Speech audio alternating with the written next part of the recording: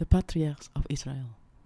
There are mainly three men referred to as the patriarchs of the people of Israel: Abraham, Isaac, and Jacob.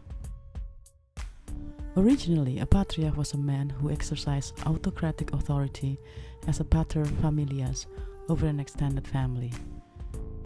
The system of such rule of families by senior male is called patriarchy. The word is originally Greek, which means father leader or ruler. These stories are told in the book of Genesis. Abram or Abraham, circa 2000 BCE. God promised to give Abram the land of Canaan. Note, Canaan was occupied by the Canaanites, descendants of the Black Ham. Ancient Canaan is a region encompassing modern-day Israel, Lebanon, the Palestinian territories and adjoining coastal lands, including parts of Jordan, Syria and northeastern Egypt. This is the land that later on is termed the Holy Land. When Abram was around 75 years old, he, his wife Sarai, Lot and Lot's wife left Ur to Canaan, where God was going to make Abram and his descendants into a great and blessed nation. On the way, he built a couple of altars for God in Shechem and Bethel. Both are cities in Israel today. Pharaoh, Abram and Sarai. Then famine struck, so they kept on journeying to the south and went down to Egypt. Sarai was a beautiful woman, and Abram feared that the Egyptian would kill him if they knew that he was her husband. So he told Sarai to admit to the Egyptians that she was his sister. Pharaoh saw Sarai and commanded her to be taken into his house. Abram was treated well for Sarai's sake, and he received flocks, herds, and servants. God plagued Pharaoh and his house because of that. Thus Pharaoh sent Abram, Sarai, and all that he had away from Egypt. Then Abram, who was very rich in cattle, silver, and gold, journeyed back to Bethel, to the place of the altar that he had built. Lot, who had flocks, herds, and tents, also went with him. But the land was not able to support both of them. And there was strife between Abram's and Lot's herdsmen and the Canaanites and the Perizzites, both Black Ham's descendants, who already dwelt in the land. Abram did not want to have a conflict with Lot, so he suggested that they separate and asked Lot to pick the area first. Lot chose the plain of Jordan, facing the city of Sodom, while Abram stayed in Mamre, Hebron, a city in Israel today. And there he built another altar for God. Battle of 5 kings versus 4 kings. For 12 years, 5 kingdoms around the area where Abraham and Lot lived, i.e. Sodom, Gomorrah, and 3 other kingdoms, had been oppressed by an alliance of 4 other kings, i.e. King Kedorlaomer and his associates from northern Mesopotamia. On the 13th year, the oppressed kingdoms rebelled, and finally on the 14th year, they joined together in the Vale of Siddim, in the Salt Sea region, and fought back. The kings of Sodom and Gomorrah fell in slime pits, and the oppressive kings took all the goods of Sodom and Gomorrah, including Lot who dwelt in Sodom. When Abram heard about it, he took 318 men and pursued them, slaughtered all the oppressive kings, brought Lot, his people, and all the goods back.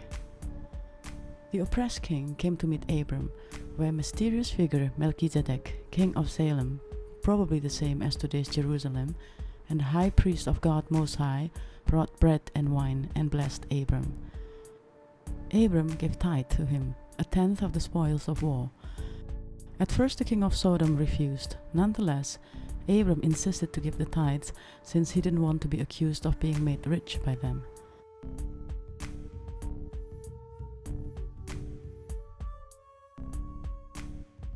Abram was worried, for he still didn't have any children of his own. God commanded him to bring a heifer, a goat, a ram, a turtle dove, and a young pigeon. He cut all of them into 2 parts, except for the birds.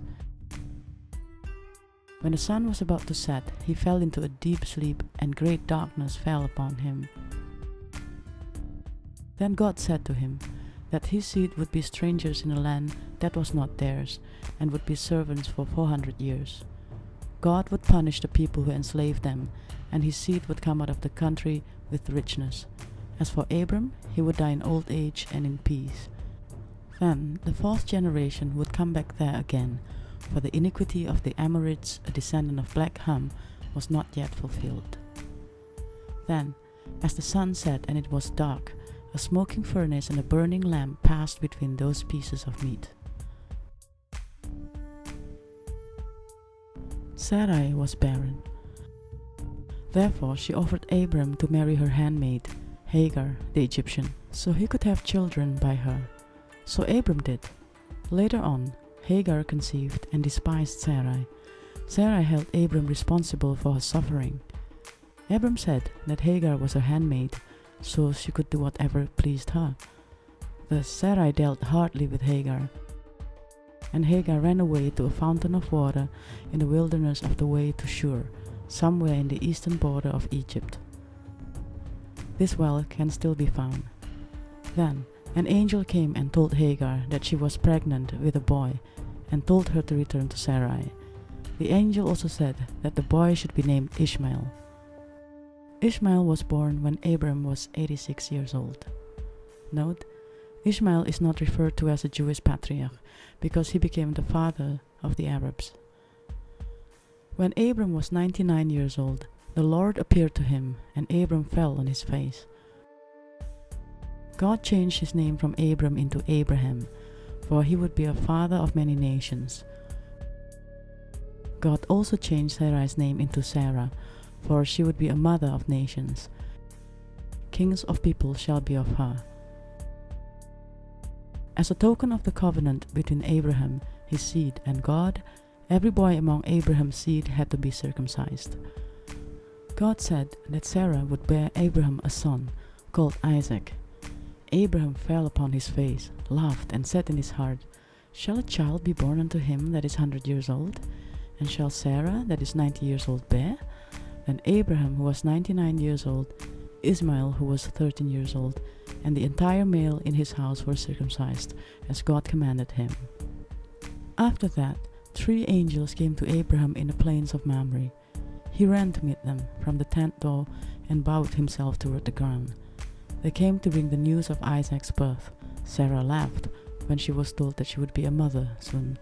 When asked why she laughed, Sarah denied that she did, out of fear, but the Lord said, "Nay, but you did laugh." Note, because of this incident, women in today's Israel are not allowed to give evidence in rabbinical courts. This incident, where Sarah lied, is used as evidence that women are unqualified to bear witness. Destruction of Sodom and Gomorrah. Then 3 men rose and looked toward Sodom.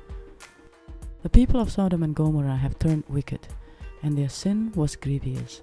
They were going to destroy these cities. Abraham asked whether they would still destroy these cities if there were 50 righteous people to be found. God said he would spare the cities if they were. Then Abraham asked again, what if there were 45 righteous people to be found? God said he would spare the cities if they were.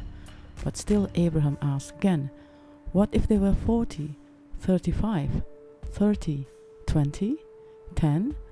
God said he would not destroy it for the sake of 10 people. Then God went his way, and Abraham returned to his place. Then 2 angels came to Sodom at evening. Lot was sitting at the gate of Sodom. Lot saw and rose up to meet them, and bowed himself with his face toward the ground. Lot invited them to come to his house.